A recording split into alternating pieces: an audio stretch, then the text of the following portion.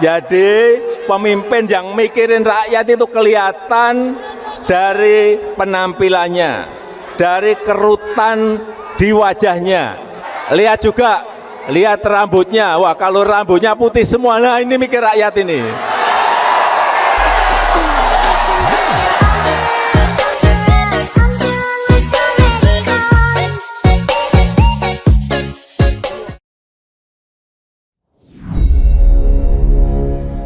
Siapa sahabat Newman yang punya pengalaman seperti apa yang diceritakan? Banyak pengalaman menghadapi rumah sakit di Indonesia yang sistem pelayanan kesehatannya adalah banyak banget biaya dan cek ini itu. Sakit kepala misalnya, tes MRI, tes jantung, tes darah, pokoknya sakit apa aja, tesnya berpanjang-panjang untuk memastikan apa masalahnya sih. Namun semua tes itu membuat kantong jadi tipis. Kita bicara tentang sistem kesehatan loh ya, bukan dokter sebagai individu atau dokter sebagai tenaga ahli medis pelayanan masyarakat yang banyak juga yang berhati mulia. Namun kita membicarakan sistem kesehatan secara umum di Indonesia yang seakan-akan dokter itu adalah agen penjualan obat dari big farmasi. Karena sistem kesehatan itu, maka dunia kesehatan Indonesia memiliki masalah besar. Pertama, biaya yang tinggi. Kedua, tidak efektif menyembuhkan masalah. Dan lama. Itu harus diperbaiki dengan seksama. Karena tujuannya adalah masyarakat sehat dan terlindungi kesehatannya. Kita semua tahu bahwa sudah 7 presiden, masalah kesehatan adalah raport merah banyak pemimpin negara di negeri kita ini.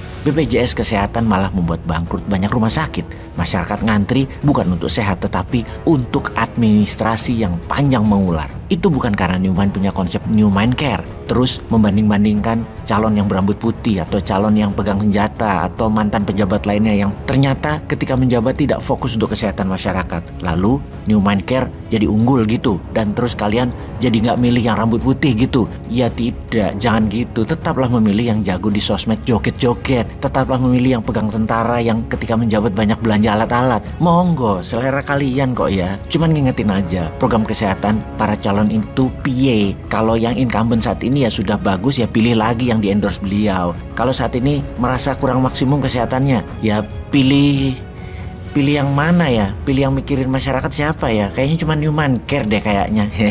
Enggak juga sih ya. Oke, kita mereview sedikit apa yang terjadi di depan mata kita sebagai alat penampar pipi pejabat kesehatan di Indonesia. Dan agar menjadikan hal ini contoh untuk perbaikan, kita mulai dengan pertanyaan. Mengapa banyak orang Indonesia berobat ke Penang, Malaysia? Penduduk di Pulau Penang, Malaysia 2 juta jiwa. Kota Medan, kalau mau dibandingkan, penduduknya 2,5 juta jiwa. Mall di Penang itu cuma 1, rumah sakit ada 11, tidak ada gedung bioskop, ada 4 hotel bintang 5, ada 6 hotel bintang 4, dan puluhan hotel bintang 3, serta hotel budget. Semua penuh dengan pasien dari Indonesia yang berobat di Penang ini. Penerbangan dari Medan ke Penang 30 menit dan sehari ada 7 kali penerbangan dari Medan ke Penang. Jadi tidak heran banyak orang Medan yang berobat ke Penang. Juga warga wilayah Indonesia lainnya, namun warga Sumatera Utara adalah yang terbanyak dari Indonesia ke Penang. Ada apa dengan berobat ke Penang Malaysia ini? Kalau nih ya, kalau Pak Jokowi penasaran dan pengen tahu kenapa orang Indonesia berobat ke luar negeri, terutama ke Penang, coba kirim Dirjen Pelayanan Kesehatannya untuk studi tur ke Penang. Atau semua pejabat deh, pejabat kesehatan kirim ke Penang. Apakah obat di Penang lebih mahal dari Indonesia? Kenyataannya salah, lebih murah dan mayoritas sembuh berobat di sana. Tidak ada rawat inap walau operasi, kecuali operasi besar atau butuh klaim asuransi. Berbanding dengan berobat di Indonesia, bisulan saja harus rawat inap, diinfus, beli aneka obat. Kalau beruntung seminggu menginap, pulang bawa obat sekantong aneka obat. Di Penang, selain tidak perlu rawat inap, jarang disuruh beli obat. Walaupun beli terkadang hanya 3 biji, aneh kan? Yang penyakitnya agak berat dan perlu obat sampai 1 box atau lebih, dokter akan tanya dan beri saran. Beli di luar rumah sakit lebih murah. Dan di Penang ada apotek Wiling, paling terkenal dan lebih murah daripada di rumah sakitnya. Ini sungguh-sungguh tantangan untuk sistem pelayanan kesehatan Indonesia. Sebuah fakta lainnya lagi adalah jumlah dokter semakin banyak dan gelar semakin panjang di Indonesia. Tapi efektivitas dan efisiensi pelayanan kesehatan semakin merosot. Kita sangat prihatin akan sistem kesehatan di Indonesia ini loh Pak. Sungguh, serius. Lah sampean serius ora? Opo seriusnya ngurusi perpanjangan? STNK kali diperpanjang?